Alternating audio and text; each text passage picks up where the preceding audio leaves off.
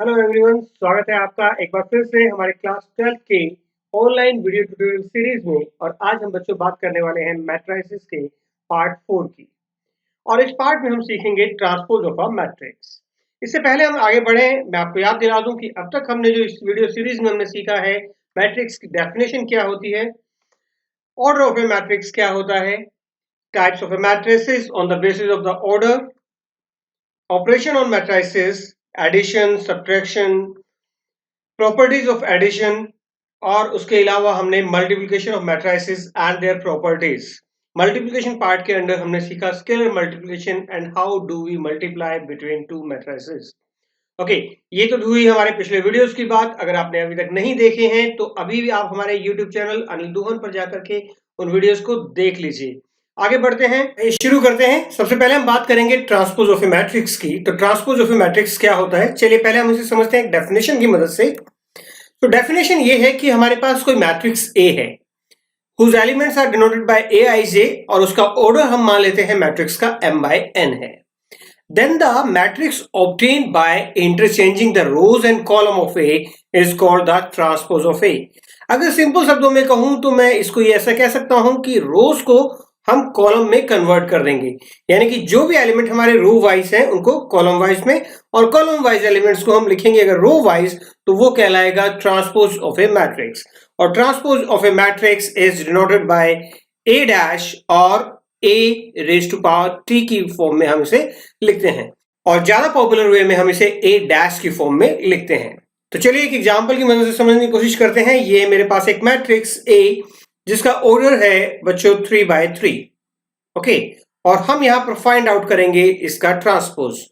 So A transpose will be equal to, as I told you, whatever elements are row wise. So row wise हम देखें तो ये है -1, 5 and 6। इन्हें आप लिखिए कॉलम वाइज, -1, 5 और 6। ये जो सेकंड रो है वो है √3, 5 एंड 6, तो इसे हम लिखेंगे √3, 5 एंड 6। और थर्ड रो को 2, 3 एंड -1। सो ऑर्डर हुआ इसका 3/3। आप एक चीज यहां नोटिस कीजिए बच्चों कि जो डायगोनल एलिमेंट्स हैं उनका ऑर्डर यहां पर चेंज नहीं हुआ है। तो डायगोनल एलिमेंट्स बहुत ही स्पेसिफिक टाइप ऑफ एलिमेंट्स होते हैं। आप देखिए डायगोनल एलिमेंट्स ने सेम पोजीशन ए ट्रांसपोज में भी ऑक्यूपाई की है। ऐसा क्यों होता है इसको भी हम समझेंगे। देखिए मैं एक यहां पर एक 3/3 ऑर्डर की एक स्टैंडर्ड मैट्रिक्स, जनरल मैट्रिक्स में यहां लिख रहा हूं। तो ये है मेरी स्टैंडर्ड मैट्रिक्स, मैंने एक जनरल मैट्रिक्स लिखी है, और आइए इसका ट्रांसपोज करके देखते हैं कि क्या फर्क पड़ता है। अगर मैंने फर्स्ट रो को कॉलम वाइज लिखा तो ये होगा A11, A12, A13। इसी तरह से A21, 22 एंड 23, A31, 32 एंड 33। तो ये जो ऑर्डर है 3/3 का, ये भी इंटरचेंज होकर के वापस 3/3 रह गया। लेकिन यहां से एक चीज क्लियर हुई कि आप देखिए डायगोनल एलिमेंट्स जो हैं उनकी पोजीशन बिल्कुल भी चेंज नहीं हुई। ओके, बाकी एलिमेंट्स की क्या पोजीशन है वो भी हम चेक कर लेते हैं एक बार। अगर आप बाकी एलिमेंट्स के बारे में भी ध्यान से देखेंगे तो जो A12 है, अब हमें A12 दिखाई दे रहा है यहां पर। ओके, या आप कह सकते हैं I और J की पोजीशन भी आपस में इंटरचेंज हो जाती है। सो A12 now its position will be taken by A21। Similarly A13 की पोजीशन आप देख पा रहे हैं A31 ने ले ली है, A21 की 12 ने, और 22 क्योंकि I और J बोथ आर इक्वल तो इससे कोई फर्क नहीं पड़ता, डायगोनल एलिमेंट्स अपनी पोजीशन नहीं छोड़ते हैं। सो A23 will become A32 and similarly A13 and 23। तो ये बात आपको समझ में आई होगी। तो यानी कि जब हम मैट्रिक्स को जब हम ट्रांसपोज करते हैं तो मैं यहां पर लिख देता हूं तो इससे हमारे आउटपुट पे क्या फर्क पड़ता है। तो मैंने लिखा यहां पर matrix A is equal to Aij of order m/n। आप साथ के साथ नोट करते रहिए। तो A ट्रांसपोज जो होगा बेटा वो होगा AJI। ओके, और ऑर्डर क्या हो जाएगा इसका, रो, क्योंकि हमने कॉलम में कन्वर्ट कर दी और कॉलम अब हमारे बन गई हैं रोज। सो ये हो जाएगा n/m ऑर्डर। समझ में आया आपको। सो ए आई जे जो है अब उसकी पोजीशन हो जाएगी जे आई ट्रांसपोज के बाद, और ऑर्डर ऑफ मैट्रिक्स जो पहले m बाय n था, now it will become n by m। तो मैं आपसे एक सवाल पूछता हूं, आप एक सेकंड पॉज करके उसका जवाब दे सकते हैं। सो मान लेते हैं कि एक मैट्रिक्स B है और उसका ऑर्डर है 3/5। तो आप बताइए B ट्रांसपोज का ऑर्डर क्या होगा? यस, B ट्रांसपोज का ऑर्डर क्या होगा? सोच लिया? यस, ये होगा 5/3। चलिए, इतना अगर आपको समझ में आ गया है तो बहुत ही आसान कॉन्सेप्ट है, आगे देखते हैं। तो ये है कुछ प्रॉपर्टीज जो है ट्रांसपोज ऑफ ए मैट्रिक्स की। तो जैसे अभी हमने एक पिछली जो मैट्रिक्स ली उसी के बारे में हम बात कर लेते हैं कि पहली प्रॉपर्टी प्रूव करने के लिए। So A transpose is equal to A. तो देखिए, अगर मैं इस मैट्रिक्स का दोबारा से ट्रांसपोज ले लेता, इस 3/3 ऑर्डर मैट्रिक्स का ही मैं अगर दोबारा से ट्रांसपोज ले लेता तो क्या होता? A11, A21, ये फर्स्ट रो में लिख रहा हूं कॉलम वाइज, A31। समझ में आया बच्चों? फर्स्ट रो को मैंने लिखा फर्स्ट कॉलम के पोजीशन पे, सेकंड रो को अगर मैं सेकंड कॉलम की जगह पर लिखता हूं तो ये होगा A32, और थर्ड जो रो है वो बन जाएगी हमारी थर्ड कॉलम ट्रांसपोज करते वक्त, तो ये हुआ A33, और which is again equal to A। तो ये हमारी पहली प्रॉपर्टी यहां पर प्रूव हो जाती है कि A transpose is again equal to A। बिल्कुल आसान शब्दों में अगर मैं कहूं तो अगर किसी को आप उल्टा कर दें और दोबारा उल्टा कर दें उसी चीज को, तो क्या हो जाएगा? वापस जैसी पोजीशन में थी उसी पोजीशन में आ जाएगा। सेकंड प्रॉपर्टी, यानी कि आप किसी मैट्रिक्स को स्केलर किसी भी कांस्टेंट से मल्टीप्लाई करें, उसके बाद उसका ट्रांसपोज करें, या ट्रांसपोज करने के बाद उसको स्केलर नंबर से मल्टीप्लाई करें, किसी कांस्टेंट से मल्टीप्लाई करें, there will be no change. क्योंकि देखिए, स्केलर का क्या काम होता है? ये सारे एलिमेंट से मल्टीप्लाई होना है, चाहे वो आप ट्रांसपोज करने से पहले कर लें या ट्रांसपोज करने के बाद कर लें। इन दोनों प्रॉपर्टीज के बारे में भी बात करेंगे, इनको हम वेरीफाई करेंगे कुछ एग्जांपल्स की मदद से। तो आइए शुरू करते हैं। हम थर्ड प्रॉपर्टी को पहले वेरीफाई करते हैं आपके एनसीईआरटी की टेक्स्ट बुक के प्रॉब्लम को लेकर के।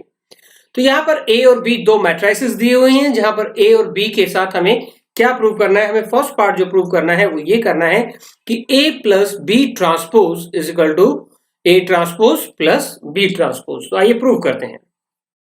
तो बच्चों, हम पहले इसका फाइंड आउट करते हैं लेफ्ट हैंड साइड, जहां हम पहले a plus B find out करेंगे, then we will do the transpose. So a plus B will be equal to, so add करते हैं कोरस्पोंडिंग एलिमेंट्स को, क्योंकि दोनों का ऑर्डर सेम है, 3/3 ऑर्डर है, ये भी 3/3 ऑर्डर है, so we can add them. So -1 -4 it will become -5, 2 plus 1 3, and 3 minus 5 it will become -2. 5 plus 1 6, 7 and 2 9, 9, और ये होगा हमारे पास -1 4 and 2। चलिए, ये हुआ a प्लस बी, और मैं अगर a प्लस बी का ट्रांसपोज करता हूं तो क्या मुझे मिलने वाला है? फर्स्ट रो को कॉलम की तरह लिखते हैं, -5 3 -2 6 9 9, और थर्ड रो को अगर मैं लिखता हूं तो -1 4 and 2। तो ये हमारे पास लेफ्ट हैंड साइड आ गई। चलिए, राइट हैंड साइड की बात करते हैं। राइट हैंड साइड क्या करते हैं? फर्स्ट फाइंड आउट ए ट्रांसपोज। तो ए ट्रांसपोज क्या होगा? -1 2 3 5 7 9। फटाफट मैं लिख देता हूं, इसकी रोज को कॉलम में ट्रांसफॉर्म करके या कॉलम को रोज में ट्रांसपोज करके, and B transpose will become -4 1 -5 1 2 0 1 3 1। आप भी नोटबुक में मेरे साथ साथ करते रहिए। तो यहां देखिए, A transpose plus B transpose क्या होगा?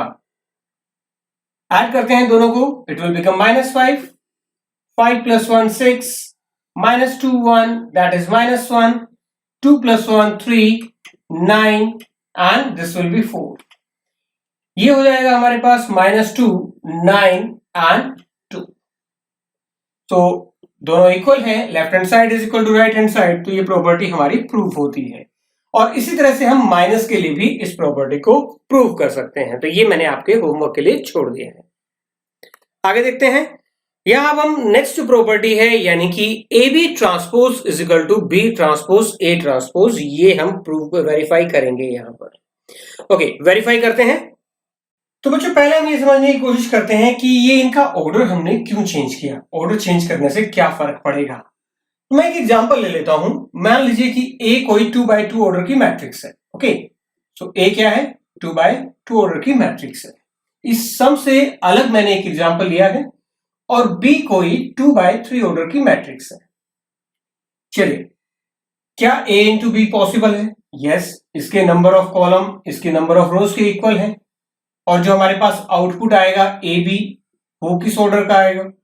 2 इंटू 2/3 ऑर्डर का।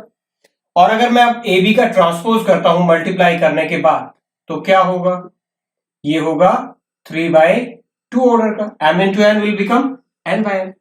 ओके, अब इससे दूसरा केस सोच के देखते हैं। पहले हम ए ट्रांसपोज कर लेते हैं। ए ट्रांसपोज का ऑर्डर क्या होगा? चेंज कीजिए, 2/2। बी ट्रांसपोज का ऑर्डर क्या होगा? 2/3 क्या हो जाएगा? 3/2 में कन्वर्ट हो जाएगा।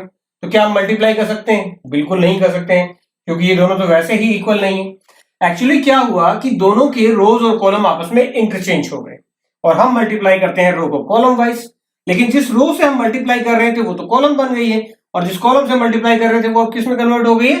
रो में कन्वर्ट हो गई है। तो इसीलिए बच्चों हम इसको लिखते हैं B transpose into A transpose.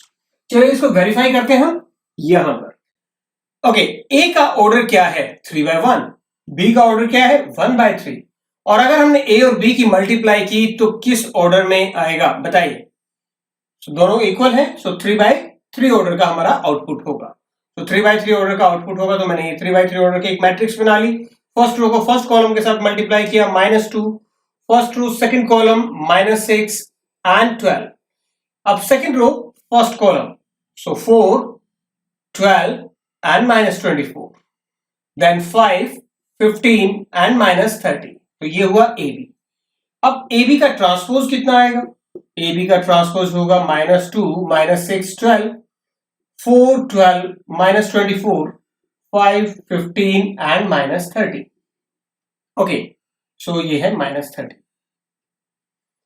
अब देखिए बी ट्रांसपोज कितना होगा? बी ट्रांसपोज हुआ जो कॉलम रो मैट्रिक्स है वो, now it will become column matrix 1, 3, -6।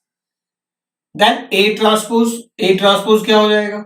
-2, 4 and 5। चलिए मल्टीप्लाई करते हैं फर्स्ट रो को फर्स्ट कॉलम के साथ, so it will give me -2। First row second column 4 and 5।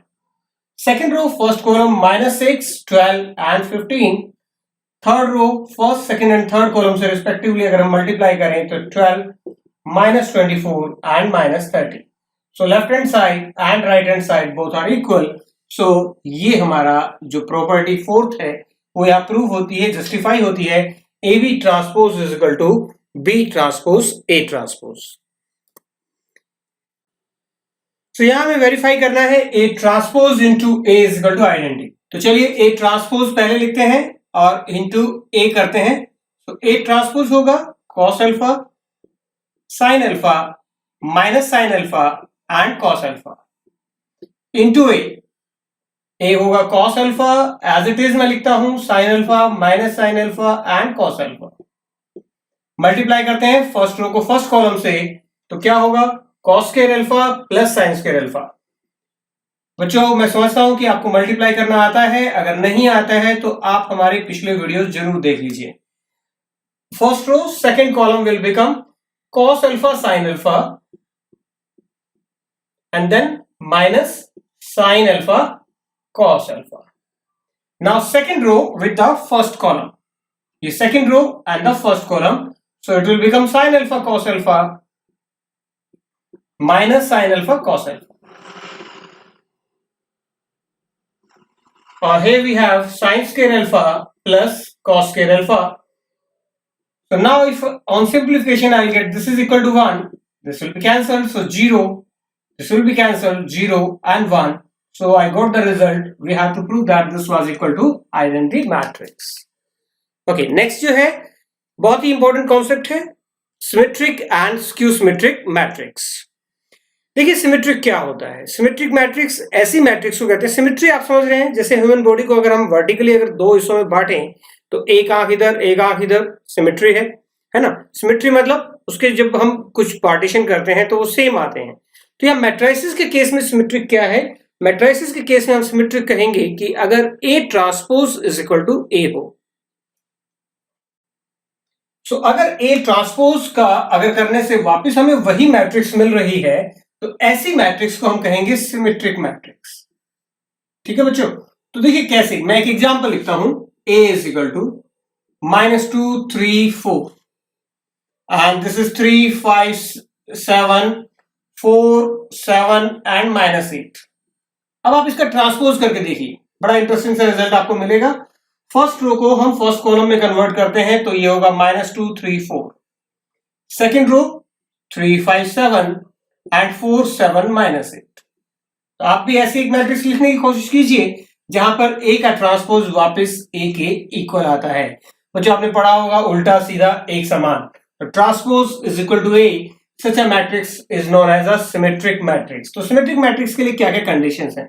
सबसे पहली बात तो स्क्वायर होनी जरूरी है। अगर स्क्वायर नहीं होगी तो फिर हम ट्रांसपोज करेंगे तो हमें किसी ऑर्डर की मैट्रिक्स मिलेगी और वो हमारे लिए फिर ए ट्रांसपोज को हम ए के इक्वल नहीं प्रूव कर पाएंगे। दूसरी चीज, ये होता कैसे है, आप कैसे बना सकते हैं? आपने लिखने की कोशिश की होगी, हो सकता है काफी बच्चों ने लिख ली हो और हो सकता है काफी बच्चे अटक भी गए हों।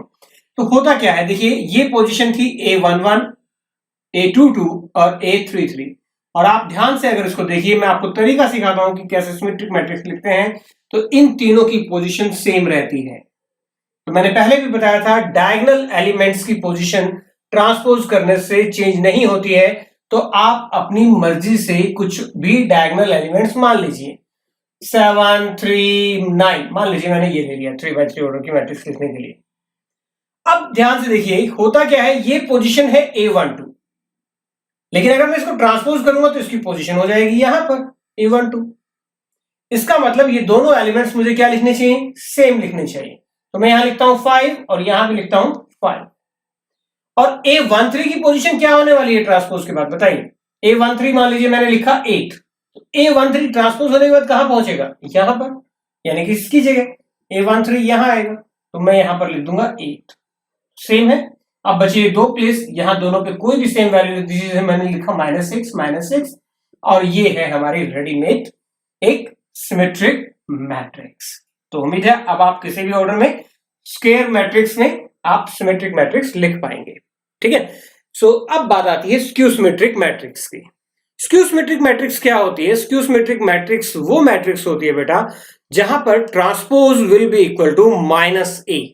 चलिए इसको भी समझते हैं कि जहां a ट्रांसपोज जो है वो a होने की बजाय क्या हो जाए, -a हो जाए। ओके, सो अगर a ट्रांसपोज -a के इक्वल हो तो ऐसी मैट्रिक्स को, ऐसी स्क्वायर मैट्रिक्स को हम कहेंगे स्क्यू सिमेट्रिक मैट्रिक्स। ठीक है, इसे क्या कहेंगे हम, स्क्यू सिमेट्रिक मैट्रिक्स। मैं एक एग्जांपल ले लेता हूं पहले, 0 3 5 -3 0 -6 -5 6 0,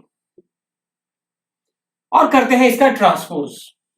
ए ट्रांसपोज क्या होगा, 0 3 5 -3 0 -6 -5 6 0। और आप देखिए जहां जहां हमारे एलिमेंट्स पॉजिटिव थे वो नेगेटिव हो गए हैं सारे के सारे। तो यानी कि अगर मैं इसमें से माइनस कॉमन लूंगा तो ये -a के इक्वल होगा। सो 5 -5 हो गया है ना। सो -6 जो है वो 6 में आना चाहिए। तो हमारे पास क्या होना चाहिए, हम माइनस इसमें कॉमन ले लेते हैं and will get a transpose is equal to -a। चलिए आप भी एक ऐसी 3x3 ऑर्डर की स्क्यू सिमेट्रिक मैट्रिक्स लिखने की कोशिश कीजिए, बताइए कि आप लिख पाए हैं या नहीं लिख पाए हैं। हो सकता है कुछ बच्चों की मैट्रिक्स सिमेट्रिक या सॉरी स्क्यू सिमेट्रिक ना हो। ऐसा क्यों हुआ कि आपकी मैट्रिक्स स्क्यू सिमेट्रिक नहीं हुई? आपके साथ प्रॉब्लम आ सकती है डायगोनल एलिमेंट्स को लेकर के। अगर आपने इन जीरो की जगह डायगोनल एलिमेंट्स की वैल्यू कुछ और लिखी है, मान लीजिए कि मैं यहां लिखता हूं 6, तब ये क्या होगा 6, और 6 का साइन तो चेंज नहीं हुआ क्योंकि 6 जो है वो तो डायगोनल एलिमेंट्स है ना, सेम पोजीशन पे रहेंगे एज इट इज, तो ये तो स्क्यू सिमेट्रिक नहीं होगी। तो यानी कि बच्चों डायगोनल एलिमेंट्स जो है स्क्यू सिमेट्रिक के केस में आपको हमेशा लेने हैं 0 0 और 0। चलिए इस बात को हम प्रूव भी करते हैं कि diagonal elements of a skew symmetric matrix are always 0। So ये हमारा अगला सम। सो इसे शुरू करने से पहले हम क्या करते हैं, let A is any skew symmetric matrix. ठीक है, सो ए हमने क्या लिया, कोई एक स्क्यू सिमेट्रिक मैट्रिक्स ली। ओके, अगर ए स्क्यू सिमेट्रिक है तो इसका मतलब A transpose will be equal to minus A. आप स्टेप ऑब्जर्व कीजिए, ए हमने क्या लिया, एक स्क्यू सिमेट्रिक मैट्रिक्स ली, तो A transpose will be equal to minus A. और ए को मैं एलिमेंट की फॉर्म में लिख लेता हूं, A I J of order m by n, और इसका m बाई m, क्योंकि इसका स्क्वायर होना जरूरी, तो मैं ऑर्डर छोड़ ही देता हूं क्योंकि सेम ऑर्डर में रहेंगे। सो ये क्या होगा, माइनस ए आई जे। अच्छा, इसका ट्रांसपोज करते हैं, क्या हुआ, A J I row will convert into column minus A I J. ठीक है, सो अगर मैं इसको इधर ले आता हूं, एलिमेंट वाइज अगर हम बात करें, A J I plus A I J will become 0। मैं एलिमेंट्स वाइज बात कर रहा हूं। ओके, सो डायगोनल एलिमेंट के बारे में हम बात कर रहे हैं। डायगोनल एलिमेंट में क्या खास बात होती है, मैंने आपको बताया था, आई इज इक्वल टू क्या होता है, जे फॉर डायगोनल एलिमेंट्स, यानी कि वो जिस रो में होते हैं उसी कॉलम में होते हैं। सो मैंने लिखा आई इज इक्वल टू जे, और यहां अगर हम पुट करते हैं आई इज इक्वल टू जे, तो क्या हो जाएगा, आई आई ए आई आई इज इक्वल टू 0। तो डबल ऑफ ए, यानी कि जहां पर रो और कॉलम इक्वल है वो एलिमेंट होंगे 0 के इक्वल। तो ये थी हमारी प्रॉपर्टी। ओके, अगला सम शुरू करने से पहले हम एक बहुत ही इंटरेस्टिंग सा एक एक्सपेरिमेंट कर लेते हैं। आप एक काम कीजिए, आप मेरे साथ एक एक्सपेरिमेंट करने से पहले आप एक मैट्रिक्स ए लिखिए, किसी भी ऑर्डर की square matrix. It may be a 2 by 2 order matrix, it may be a 3 by 3 order matrix. आप किसी भी ऑर्डर की एक स्क्वायर मैट्रिक्स लिख लीजिए। And it is not necessary that it is asymmetric और स्क्यू सिमेट्रिक, ये कैसी है, ऐसा कोई कंपल्सन नहीं है। आप अपनी पसंद की कोई मैट्रिक्स लिख सकते हैं। लिख लिया? ओके, उसका ट्रांसपोज कीजिए। किया? Take a pause. अब दोनों को ऐड करके देखिए। ऐड करने से आपके पास एक नई जो मैट्रिक्स आई है, अब उसका ट्रांसपोज करके देखिए क्या होता है ना कमाल की बात। आपके पास जैसी हमारे पास दोनों का सम था, वही सेम मैट्रिक्स, यानी कि जो आपका आउटपुट है वो क्या आ रहा है, आपका सिमेट्रिक मैट्रिक्स आ रहा है। और ऐसा क्यों होता है ये मैं समझाता हूं अब। तो let A is any square matrix, any, कोई जरूरी नहीं कि ये सिमेट्रिक है या स्क्यू सिमेट्रिक है। सो ए का ट्रांसपोज क्या होगा, ए ट्रांसपोज, और उसको हम ए में ऐड कर देते हैं। और इसको ऐड करने के बाद आपको जो मैट्रिक्स मिली, let that is equal to P. समझ में आया बच्चों? अभी आपने क्या किया था, एक ए कोई भी स्क्वायर मैट्रिक्स ली थी, उसका ट्रांसपोज किया और उसी मैट्रिक्स में ऐड किया था। अगर नहीं किया तो अभी भी आप कर लीजिए। सो अब जो हमारे पास मैट्रिक्स आई पी, हम इसका ट्रांसपोज करके देखते हैं क्या होगा। इसका मतलब ए प्लस ए ट्रांसपोज का ट्रांसपोज। और हमने एक पहली प्रॉपर्टी पढ़ी थी कि ए प्लस बी ट्रांसपोज किसके इक्वल होता है, A transpose plus B transpose. तो मैं इसी तरीके से इसको एक्सपेंड कर देता हूं, ए ट्रांसपोज प्लस, ये हमारे लिए बी का काम करेगा। और जो एक प्रॉपर्टी थी ट्रांसपोज का ट्रांसपोज किसके इक्वल होता है, वापस ए के इक्वल, और ये आ गया हमारे पास पी।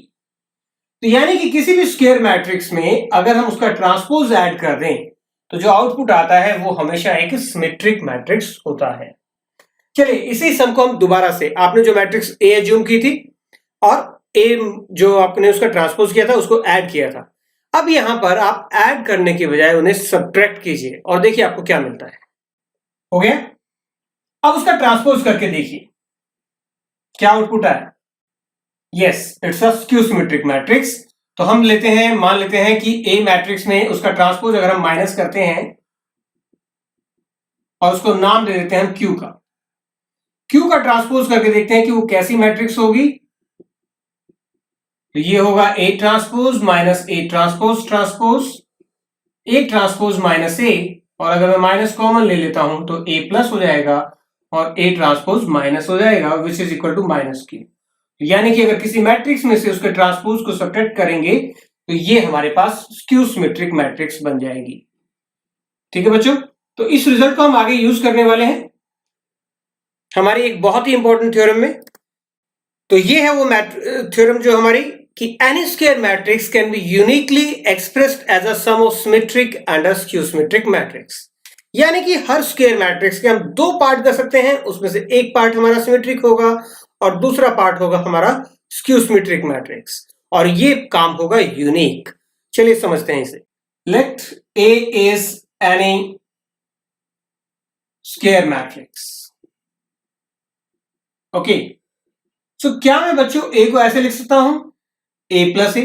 नहीं ना, क्योंकि ये तो 2a हो जाएगा, तो हम 2a को क्या कर देते हैं, हाफ कर देते हैं। अब कोई फर्क पड़ेगा? Yes, now it is correct, क्योंकि 2a divided by 2 again give me a। Okay, अब एक काम करते हैं, इसमें a ट्रांसपोज ऐड कर देते हैं और a ट्रांसपोज को ही सब्ट्रैक्ट कर देते हैं, and this will give me half a plus a transpose, half a minus a transpose. अब आपको समझ में आ गया होगा कि हम कहां जा रहे हैं। हम इसको कहेंगे P और इसको कहेंगे Q। So A is equal to P plus Q, where P is equal to half A plus A transpose and Q is equal to, मैं इसको हाफ कर लेता हूं, Q is equal to half A minus A transpose. चलिए P का transpose करते हैं, और हमें पता है स्केलर के साथ जब मल्टीप्लाई होता है तो क्या होता है, A प्लस A ट्रांसपोज का अगर हम ट्रांसपोज करें, क्योंकि स्केलर के साथ हमने प्रॉपर्टी लिखी थी कि A transpose is equal to K A transpose, तो स्केलर से ट्रांसपोज से कोई फर्क नहीं पड़ता है। Okay, so it will become half A transpose plus A and which is equal to P again. तो P कैसी मैट्रिक्स हो जाएगी, सिमेट्रिक मैट्रिक्स। और similarly we can prove that Q is a skew symmetric matrix. दोनों तरफ transpose किया मैंने, transpose करने के बाद A ट्रांसपोज माइनस A मुझे मिला, माइनस कॉमन लिया तो वो हुआ माइनस Q के इक्वल, और Q कैसी मैट्रिक्स बन जाएगी यहां पर, स्क्यू सिमेट्रिक। तो ये आप बच्चों याद रखेंगे कि आपको सिमेट्रिक निकालना है इसमें पार्ट, तो half A plus A transpose करना है, क्यू सिमेट्रिक निकालना है तो half A minus A transpose करना है। और इस तरह से हमने मैट्रिक्स A के दो टुकड़े कर दिए, एक टुकड़ा जो है P, that part is symmetric, and second part Q, that will be skew symmetric. तो ये हमारा आधा सम हो गया है। अब कुछ बच्चे सोच रहे होंगे कि सर इसमें आधा क्या है, अब हमारा क्या इसमें बाकी रह गया है। सो यहां बच्चों एक वर्ड है यूनिकली एक्सप्रेस्ड। सो ये जो एक्सप्रेशन है ना कि ये P प्लस Q जो है वो यूनिक है, ये बात हमें प्रूव करनी है। और यूनिक को प्रूव करने का क्या तरीका होता है, यूनिक को प्रूव करने का तरीका होता है हम उसके कॉन्ट्रेरी जो स्टेटमेंट है ना उसको हम एज्यूम कर लेते हैं कि हम उससे रिवर्स गियर में चलते हैं, हम कहते हैं कि नहीं नहीं ये यूनिक नहीं है, और भी बहुत सारे मेथड हो सकते हैं, ऐसा हम एज्यूम कर लेते हैं। और फाइनली लास्ट में हम अपनी ही बात को गलत प्रूव करेंगे और हम कहेंगे कि ये यूनिक है। ठीक है, सो मैं एज्यूम कर लेता हूं लेट। तो अभी तक जो मेथड हमने किया था कि ए के दो पार्ट किए थे P प्लस Q, जहां P सिमेट्रिक था और Q क्या था, स्क्यू सिमेट्रिक था। मैं कहता हूं कि इसके अलावा भी एक और मेथड है, let matrices R and S exist such that A is equal to R plus S, जहां R सिमेट्रिक है, where R is symmetric and S is skew symmetric, correct. तो R सिमेट्रिक होने का मतलब क्या हुआ, R transpose is equal to R, इस result को ध्यान रखिएगा। और S स्क्यू सिमेट्रिक है, इसका मतलब क्या हुआ, S transpose is equal to minus S, इस रिजल्ट को भी नोट कर लेते हैं। चलिए A का ट्रांसपोज करते हैं, ये क्या होगा, R plus S transpose, and it can be written as R transpose plus S transpose. So R transpose is equal to R and S transpose is equal to X. तो ये equation number 1 मान लेते हैं और ये equation number 2 मान लेते हैं। ओके, अब 1 और 2 को ऐड कीजिए, क्या मिलेगा हमें, A प्लस A ट्रांसपोज, और इस तरफ से R plus S, R minus S, क्या किया मैंने, 1 प्लस 2, सो S कैंसिल हुआ, A plus A transpose will be equal to 2R, और R की value half of A plus A transpose, और इसी तरह से 1 minus 2 will give me A minus A transpose is equal to 2S, और s की value क्या होगी, half a minus a transpose. अब यहां आकर के हमारी बात बिगड़ गई है। कैसे? हमने कहा था कि r और s तो इससे डिफरेंट है। हमने कहा था कि एक और तरीका है इसको एक्सप्रेस करने का जो p और q से अलग है, वो है r और s। लेकिन आप ध्यान से देखिए बच्चे, ये जो वैल्यू है तो p के इक्वल आ गई वापस, और ये वाली वैल्यू किसके इक्वल आ गई, q के इक्वल। इट मींस ये जो p है वही r है और q जो है वही s है। तो हमारी जो अजम्पशन थी कि r और s जो है वो एक और मेथड यहां पर एग्जिस्ट करते हैं, that was wrong, hence our assumption was wrong, so it is a unique method. ठीक है,